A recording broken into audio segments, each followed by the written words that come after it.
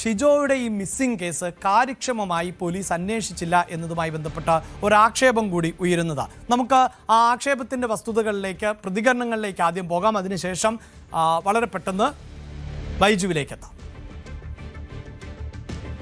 എൻ്റെ ഒരു സെക്കൻഡ് കസിനായ ഒരു പയ്യനായിരുന്നു ഈ സിജോ സ്കറിയ ആലപ്പാട്ട് എന്ന് പറയുന്ന വിലങ്ങാട് വയനാട് താമസിക്കുന്ന ആൾ. അദ്ദേഹത്തെ 2014 മുതൽ കാണാനില്ല എന്ന ഒരു വിവരം. അയാൾ താമസിച്ചുകൊണ്ടിരുന്നത് ഇരിട്ടിയിൽ വാണിയപ്പാറ, കരിക്കോട്ടക്കരി പോലീസ് സ്റ്റേഷൻ പരിധിയിൽ വാണിയപ്പാറ എന്ന സ്ഥലത്തായിരുന്നു അയാൾ താമസിച്ചുകൊണ്ടിരുന്നത്. അയാളുടെ ഭാര്യ വീട് അവിടെയായിരുന്നു. ഭാര്യ വീട്ടുകാരോടൊപ്പമായിരുന്നു താമസിച്ചുകൊണ്ടിരുന്നത്. ഇവിടെ നിന്ന് 2014 പോയി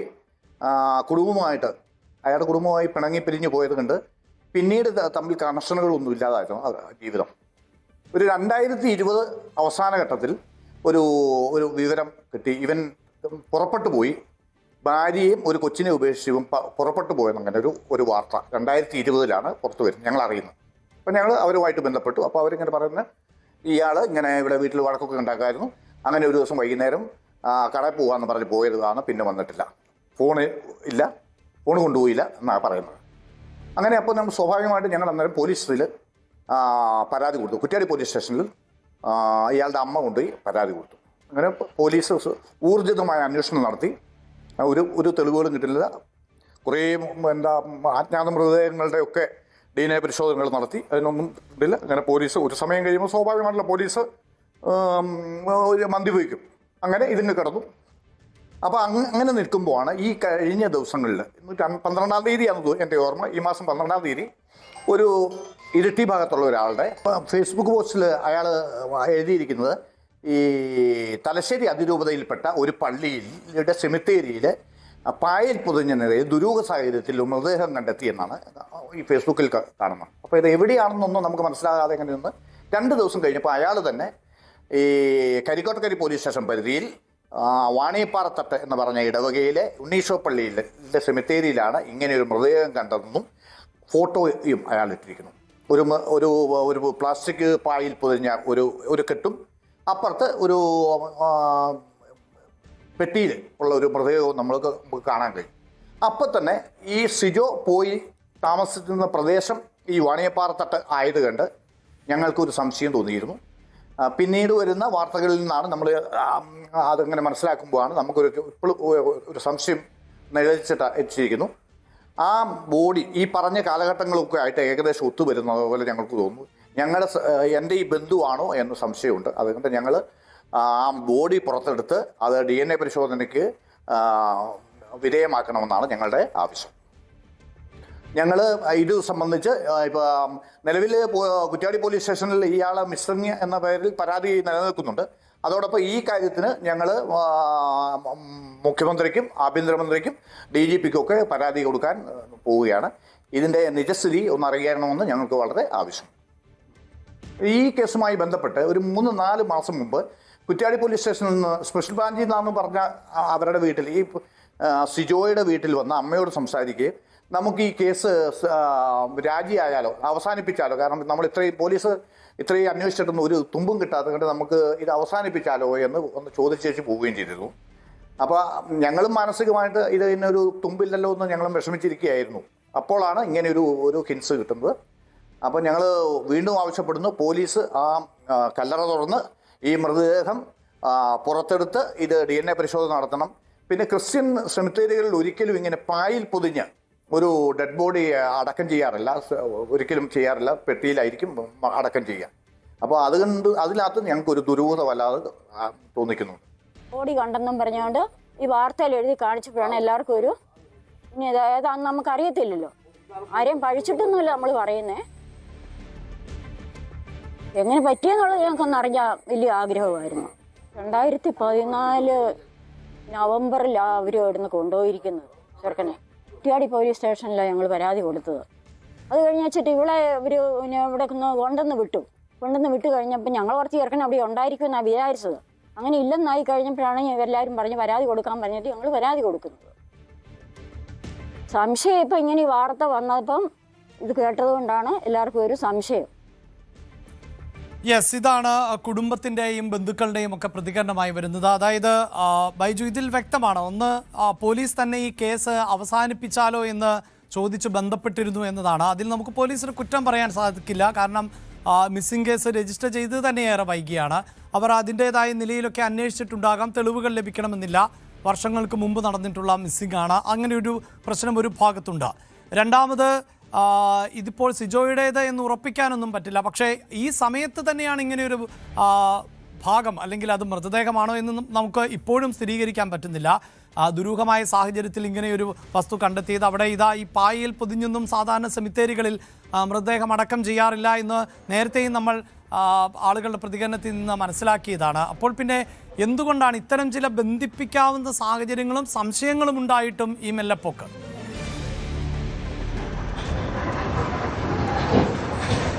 തീർച്ചയായും കഴിഞ്ഞ ഈ വെള്ളിയാഴ്ചയാണ് ഇത് സംബന്ധിച്ച് സിജോയെ കാണാതായത് സംബന്ധിച്ച് വാർത്ത ന്യൂസ് 18 പുറത്തുവിടുന്നത്. അതിന് തൊട്ടു പിന്നാലെയാണ് ഈ കുടുംബത്തിന് ഇപ്പോൾ ഈ സംശയം വന്നിരിക്കുന്നത്.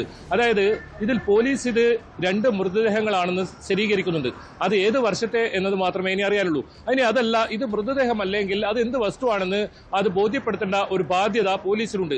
അത്തരം നടപടികളിലേക്ക് പോലീസ് എന്തുകൊണ്ട് കടക്കുന്നില്ല എന്ന് നേരത്തെ ചോദ്യം തന്നെയാണ് നമുക്ക് ആവർത്തിച്ച് ചോദിക്കാനുള്ളത്.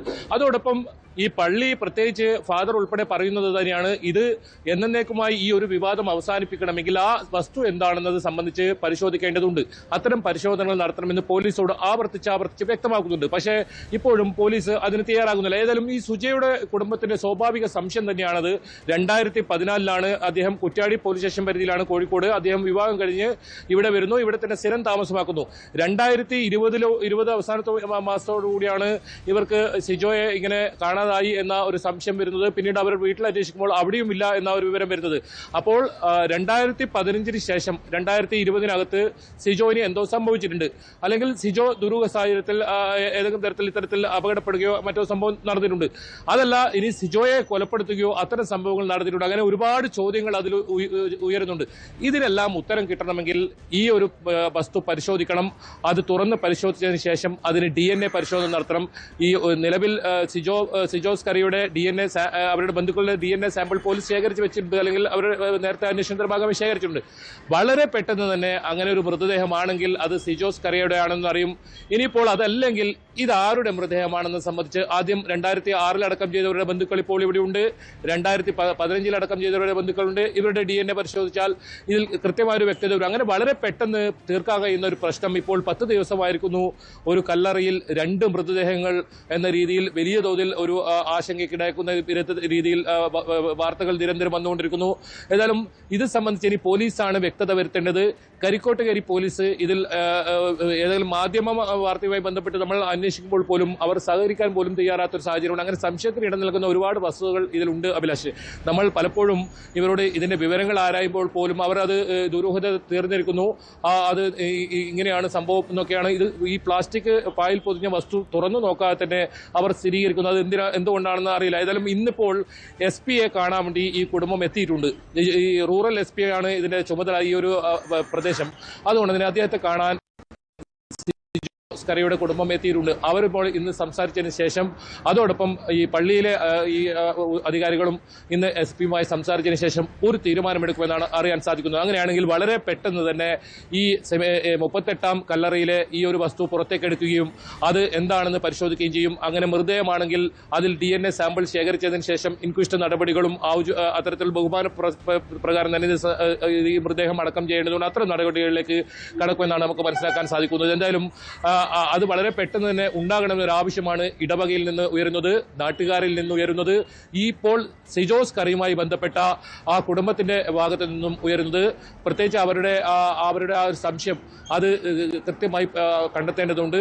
സിജോസ് കറിയ ഇനിയിപ്പോൾ ഈ ഒരു മൃതദേഹം അല്ലെങ്കിൽ എന്ത് സംഭവിച്ചു എന്ന ഒരു ചോദ്യം അത് വീണ്ടും ഒരു ചോദ്യചിഹ്നമായി തന്നെ അവശേഷിക്കും. അതോടൊപ്പം ഇതിൽ ഒരു വ്യക്തത ഏതായാലും വരണമെന്നൊരു ആവശ്യമാണ് ഇപ്പോൾ ഉയരുന്നത്. നേരത്തെ ഈ പള്ളി കമ്മിറ്റി അത് ആവർത്തിച്ച് വ്യക്തമാക്കുന്നുണ്ട്. ഇതൊരു മൃതദേഹമാണ്, അല്ലെങ്കിൽ അത്തരം വസ്തുക്കളാകാനുള്ള സാധ്യതയുണ്ട്. അതുകൊണ്ട് ഇത് പരിശോധിക്കണം. പോലീസിന്റെ ഇപ്പോഴത്തെ നിലപാടോട് അംഗീകരിക്കാൻ സാധിക്കില്ല എന്ന് അവർ പറയുന്നുണ്ട്. അതിൽ കൃത്യമായൊരു ഉത്തരം നൽകണമെന്ന് പറയുന്നത്. അങ്ങനെയാണ് അവർ ഇപ്പോൾ ജില്ലാ പോലീസ് മേധാവി കാണുന്നത്. അതോടൊപ്പം ഈ സിജോസ് കറിയുടെ കുടുംബം മുഖ്യമന്ത്രിക്കും ആഭ്യന്തരമന്ത്രിക്കും പരാതി നൽകാനും തീരുമാനിച്ചിട്ടുണ്ട്. അഭിലാഷ്. യെസ്, എന്തായാലും 38-ാം നമ്പർ കല്ലറയിൽ ഉള്ള ആ ദുരൂഹ വസ്തു അത് ആരുടെയെങ്കിലും മൃതദേഹമാണ് എങ്കിൽ ആരുടേതാണ് എന്നതിൽ ആണ് വ്യക്തത വരുത്തേണ്ടത്. പ്രത്യേകിച്ച് പള്ളി അധികൃതർ ഉൾപ്പെടെ ഈ ആവശ്യം മുന്നോട്ട് വയ്ക്കുമ്പോൾ അതിൽ പോലീസിന്റെ ഭാഗത്ത് നിന്ന് അന്വേഷണ സംഘം കൃത്യമായി രൂപീകരിച്ചുകൊണ്ട് അതിലൊരു അന്തിമമായ തീരുമാനത്തിലേക്ക് എത്തേണ്ടതുണ്ട്. കൂടുതൽ വാർത്തകൾക്ക് News 18 കേരളം യൂട്യൂബ് ചാനൽ സബ്സ്ക്രൈബ് ചെയ്യുക.